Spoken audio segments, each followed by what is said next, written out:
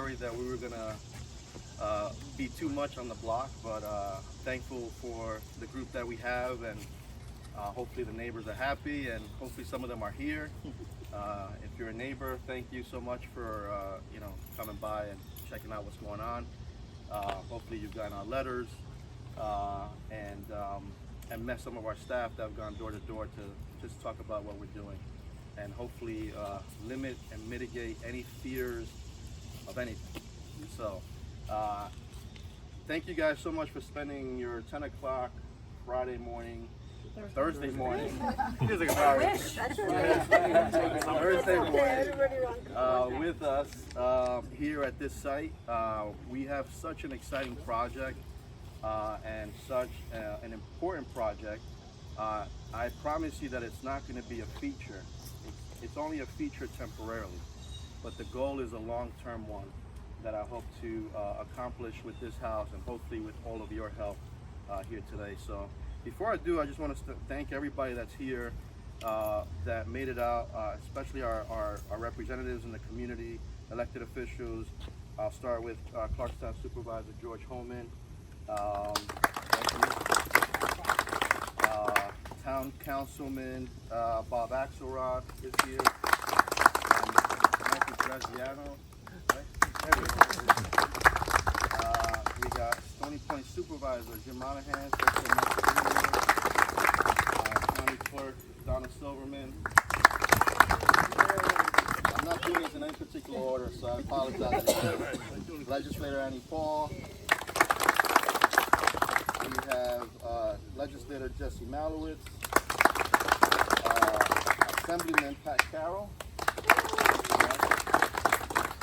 from Congressman Michael Lawler's office, Julie, thank you much, and from State Senator Bill Weber's office, John Mulgrew.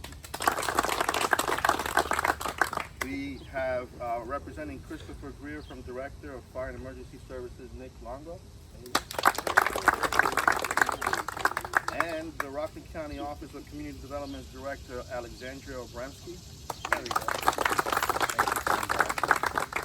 Thank you, and we really want to thank News 12, Rockland Business Journal for being here and covering this story. And I hope I didn't forget anybody else. I do want to ask anyone from the Housing Committee to come up and come over behind here. Don't be shy. There, Gina, come on. Jane, there we go. Mark. All right. Thank you, guys.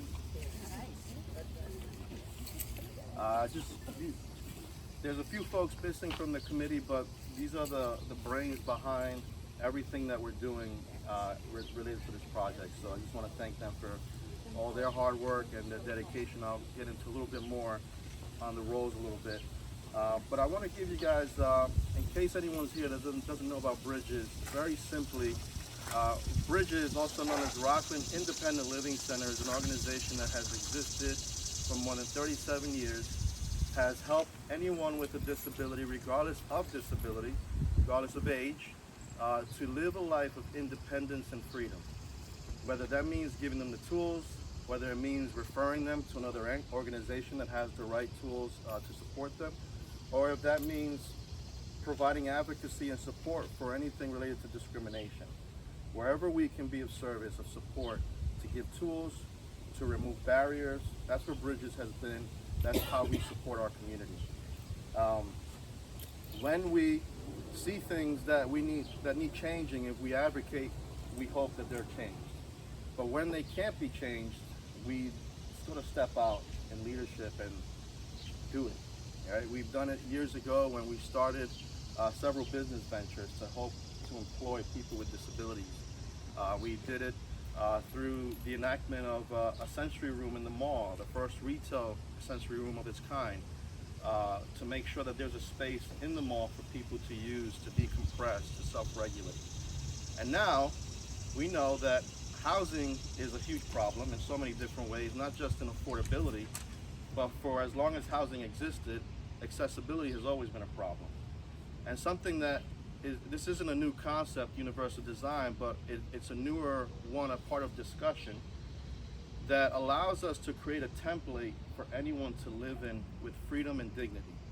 And what is universal design? If you can think of the broadest sense of accessibility, you know, July 26th is the 35th anniversary of the Americans with Disabilities Act.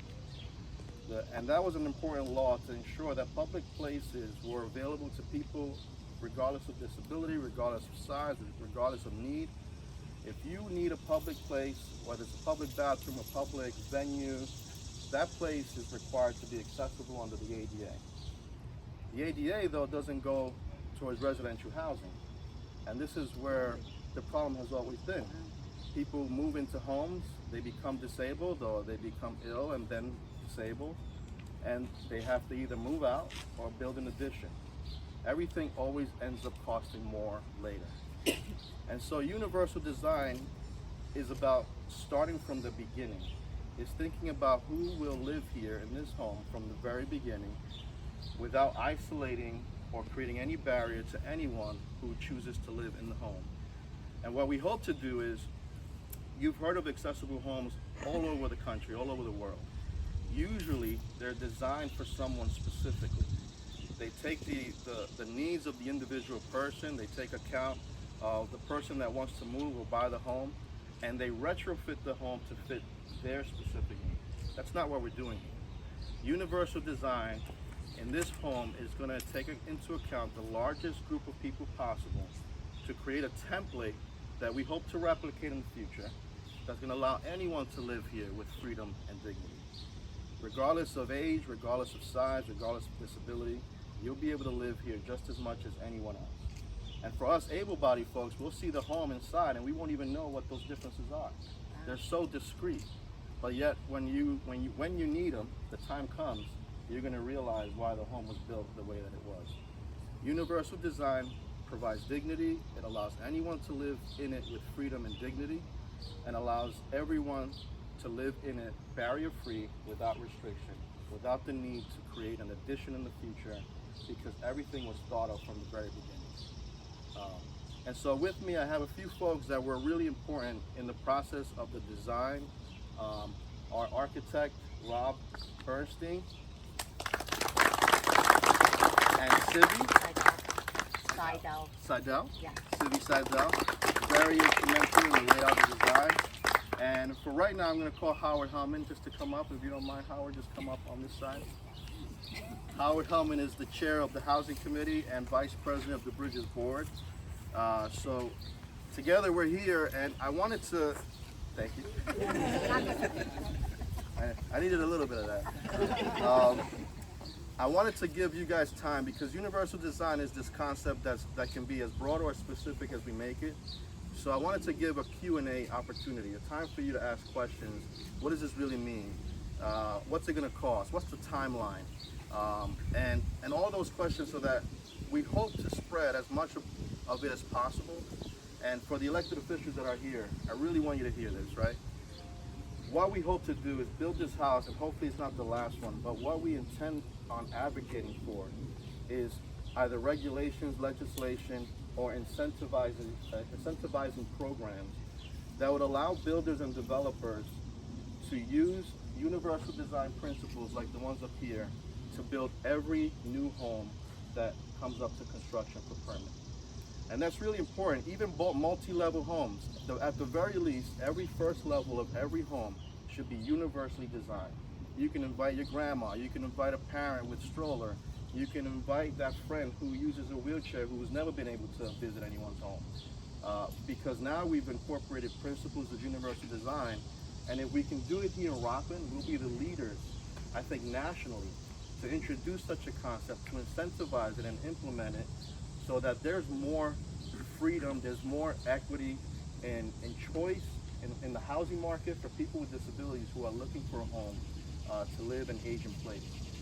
So I want to open this time up for Q&A, allow us to answer questions about universal design, about this home, and hopefully give you guys a clear take home, to leave here with. So anybody have any questions? Yeah, Mary.